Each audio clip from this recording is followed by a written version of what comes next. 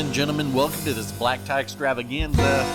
My name is Jerk, and this is the Big Show 200th Kraken edition. And I gotta say, you all look very spiffy.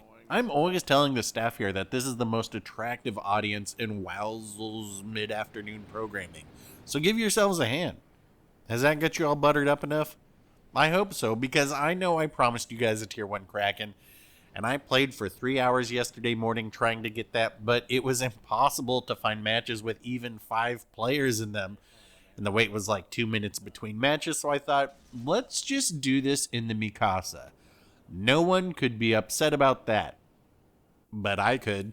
And after a couple hours of that, I was on the phone with my therapist requesting they up my prescription of scotch, which is 2 ounces a night to be taken orally only. Found that out the hard way. So I took a break and worked on figuring out all the streaming bugs. I think we're good to go there. And then in the evening, I jumped on to play with my usual division mates, and this is the first game, and I'll be honest, I couldn't have chosen a better ship. So let's get them out here with a big show welcome. The Tier 7 Italian heavy cruiser, and in my opinion, the most bellissima and perhaps most misunderstood. Give it up for Amalfi.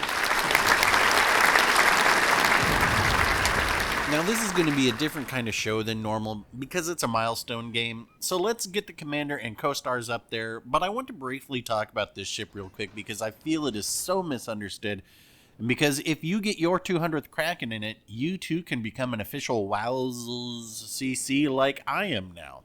Or maybe that was just a coincidence. Either way, the ship is fabulous, and if they lowered the reload time on it by a second, maybe a second and a half, this would be the best Tier 7 cruiser in the game currently, in my opinion. It's fast, it's stealthy, it's agile, and it has sap. Oh, it doesn't? Well, who cares? The HE Alpha on this is pretty much the exact same as the SAP Alpha would be, but it has 0 chance of ricochet, and a chance to start fires, so SAP would be an Italian gimmick, sure, and I won't be upset if it's added, but is it needed? HE, double hockey sticks, no. As you will see in this match where myself and one of my division mates secure the win from near certain doom. So I'm mostly going to let this game play in the background, and I might interject in key moments because I really wanted to discuss some other things for this episode anyway. You see, the foundation of this channel was originally just Kraken games, and what does a Kraken really mean? It means you sank 5 ships. Does it mean you did well? No. Does it mean you're good? No way. I mean, I'm sure that I got my first Kraken within my first 1,000 games, and I can tell you in all sincerity, I was a bad player. Not just bad, I was very bad. I never played the PC version of this game or any other wargaming title, so it was all pretty foreign and new to me. And in all honesty, I think it probably took about 10,000 matches for myself to get good. Of course, everyone's mileage may vary, but that is just a little context and some self-deprecation there. It wasn't even until around 3,000 games that I realized I was bad and decided to do something about it. Joey, have you ever been in the cockpit before? Have you ever seen a grown man naked? How about an Amalfi hit the Citadel on a Massachusetts? I started educating myself by watching YouTube videos and joining the subreddit. A lot of CCs were just starting to pick up then, and I was grinding out all the lines and asking advice when I had questions, and I just kept honing my game. And I got better. I got much better. Does that mean I think I'm better than everyone else? Not at all. A while ago I got a comment, and I'm sorry, I tried searching for it to give credit to whoever asked, but I couldn't find it. I'm sure you know who you are, so take a bow. And they suggested that once I get this 200th Kraken, I reflect on the most memorable and show all of my other stats too. And I thought, you know what? That's a good idea. Because while you all see the games I post, that doesn't mean I'm not the evil master of odors between them. That's a He-Man Stinkor throwback. So stick around till the end and I will show them. What are the most memorable ones? Not really any of them. At least not for the Kraken portion of it. In my mind, the games that stand out the most are solo warriors, like Kraken 140 in the Emberg and 59 in the Tirpitz. And games with well over 4,000 XP, like the 4800 XP Belfast game, which is so old it doesn't even have a title, and Kraken 95 in the Cleveland before it even had EOP and I got over 4,500 XP. Those are the great games I remember. And while a Kraken was part of them, the Kraken is not what made them special, just the cherry on top. But if I didn't post anything except for 4,000 plus XP games, well, there would be less than 20 videos on here. That's for certain.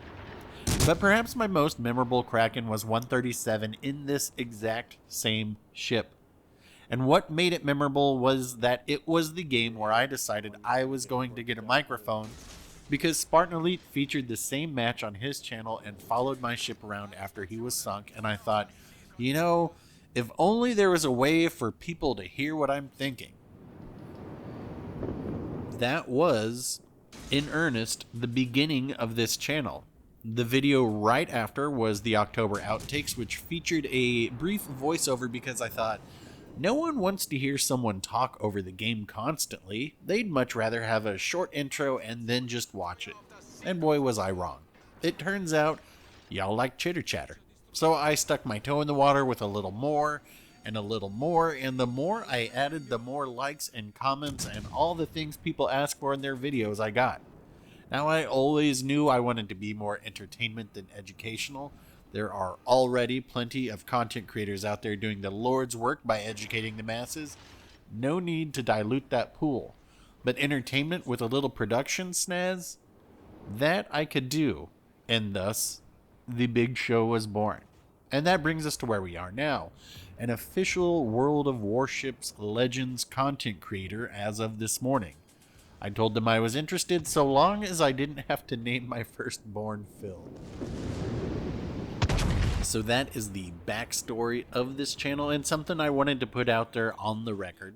I'm glad you find the games and commentary entertaining, and if you learn a little something about positioning and how to play certain ships, I'm not going to be upset if you don't chortle at what some question is even funny. Alright, speech over, let's get to this game because it is about to heat up, and I apologize if you've heard any background talking, as I am a complete doofus and accidentally had some settings wrong as I was sorting out all the streaming issues yesterday.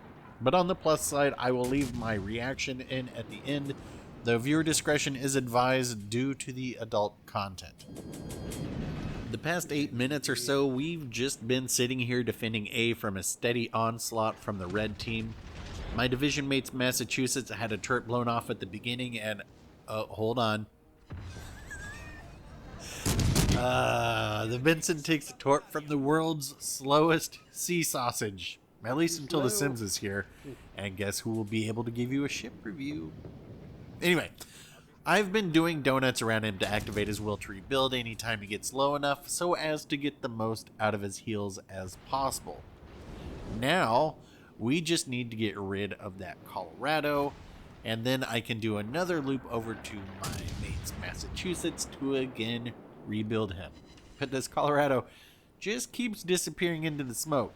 And you'll notice how I am constantly fiddling with my speed here to throw off any aim and to try and get my belt angled to hopefully bounce any shots that come from this Colorado. Fortunately though, because this is so agile, we just dodged that entire salvo. At that point, I know this Colorado's about toast. I should be able to get one more shot off. And hopefully I don't take too much damage from that New Orleans there, which I do not. And this will be the end of the Colorado. I am not trying to detract from what the rest of our team is doing or has done, but myself and the Massachusetts are pretty much running the board here. But that is the benefit of having a division mate you've played with for, let's see, 14 years? The communication is near telepathic, and beyond that is somewhere a cross between whale songs and caveman grunts.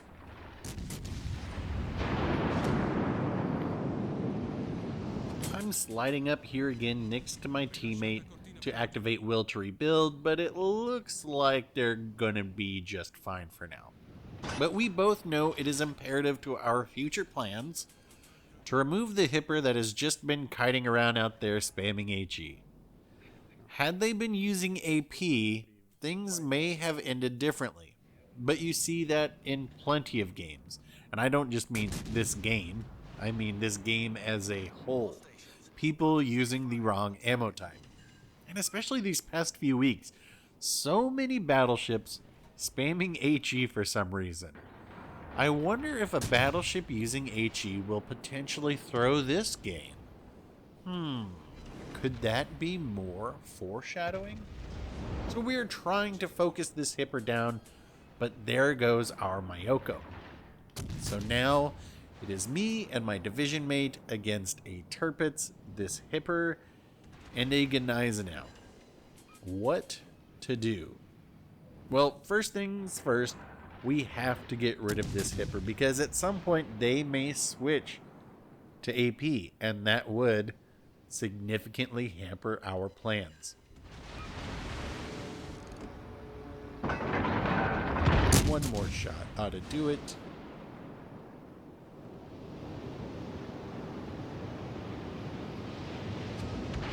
Alright, division mate gets it. So, crap. Here comes the Tirpitz. You can call this luck, or you could call it experience, but it's probably a little of both. Like a little salt in your sugar to keep life vigorous. I dropped the sea mines off indicator and more towards where I expect the Tirpitz to go. And you can see me progressing forwards here to get a turn in to create some distance now between my division mate and myself. We don't want to be in the same spot or we will be trapped. I'm going to look over my shoulder to see where my torpedoes are, just in case I'm getting lucky. And I do get lucky. There goes one. Oh, and there goes all three. And we get the high caliber right there. There's a Gneisenau left, and we're grunting out the plan. My division mate will head north, and I'll head south. Since we have a 200-point lead and there are only 2.5 minutes left, if one of us is to be sunk, it should be me, as I'm worth less points, and I have the most health and am the most agile. All right, everybody on board? Break. Let's put up the plane. Oh, but I'm a doofus and I get out of range, so I can't even put up the plane. Oh well. Let's just head around the corner and see if we can't get eyes on this last red ship. Oh, crap.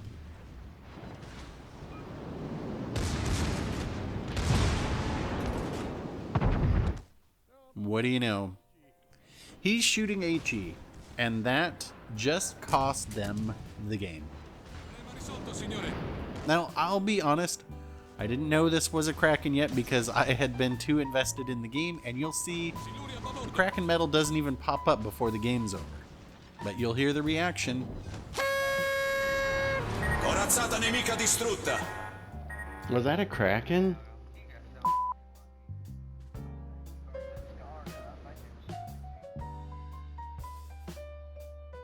That was a Kraken.